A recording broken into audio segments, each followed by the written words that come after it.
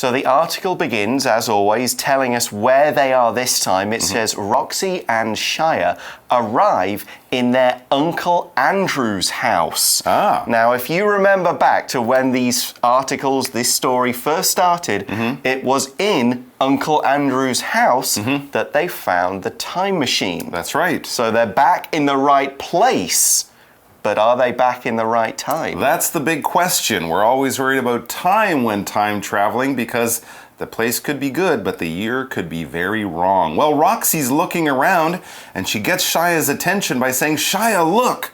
So you can imagine she might be pointing at something or something like that, and then she tells Shia exactly where she thinks they are. We're in Uncle Andrew's house. Ooh, she must be excited about this because it's been a long trip. Yeah, she has wanted to go home for some time.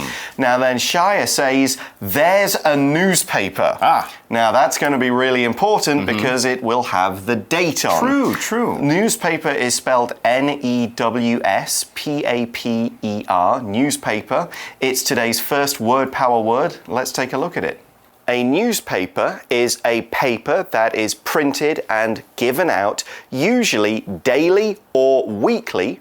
It contains news, articles about people's opinions, special features, and advertising.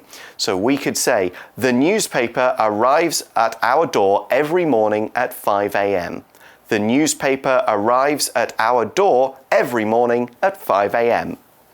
Okay, so they've got the newspaper, or the paper, as we often say. And as you mentioned, the newspaper will have the date, including the year, at the top every single time you read it.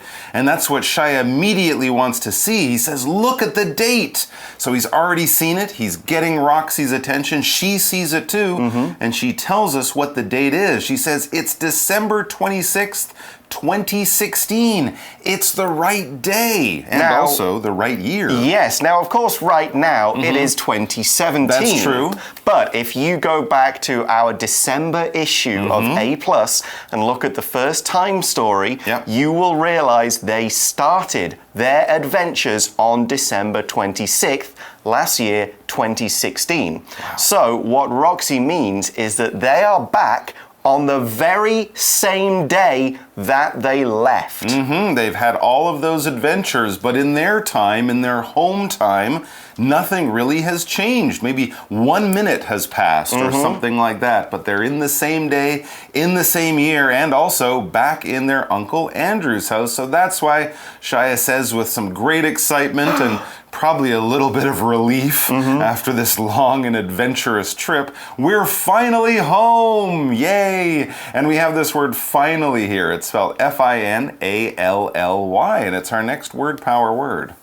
And finally is an adverb that we often use to talk about things that have happened, and then we'll throw in finally at the end to say, and this was the last thing that happened. So if you're telling someone a story, for example, maybe you had many adventures, many things happened, and then you say, and finally, I got home. So that sort of tells the listener that you're wrapping up the story, and this is the last action, the last activity that happens at the end of your story. For example, we could say, after 9 months, Henry finally found the house of his dreams. After 9 months, Henry finally found the house of his dreams.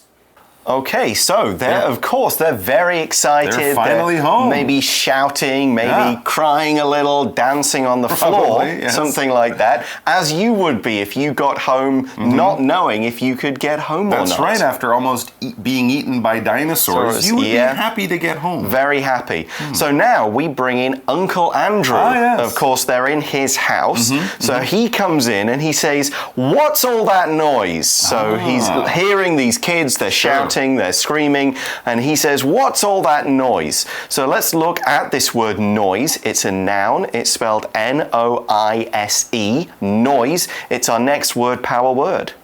So noise, or a noise, is a sound.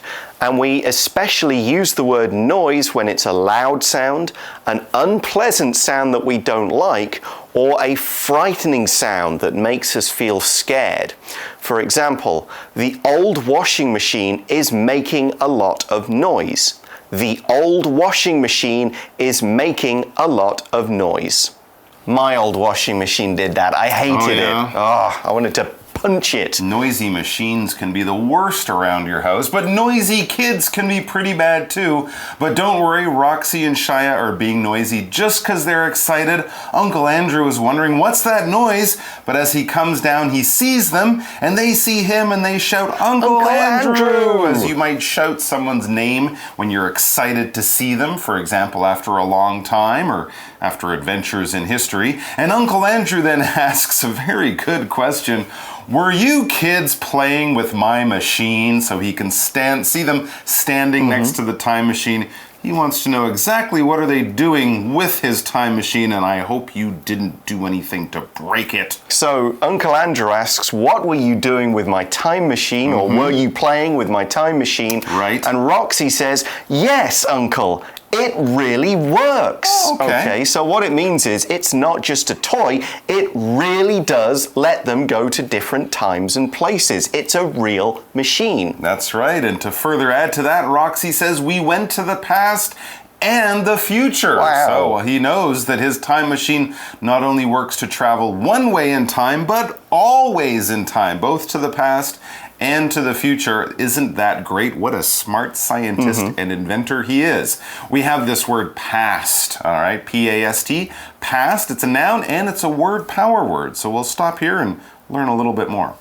The past is a time. It's a time that happened yesterday, last week, last month, last year. Generally in English, when we talk about the time, we have three different times. The past, yesterday, the present, now, and the future, tomorrow. So if you're talking about something that has already happened, something that happened in history, you are talking about the past. For example, my grandma likes to share stories from the past. My grandma likes to share stories from the past.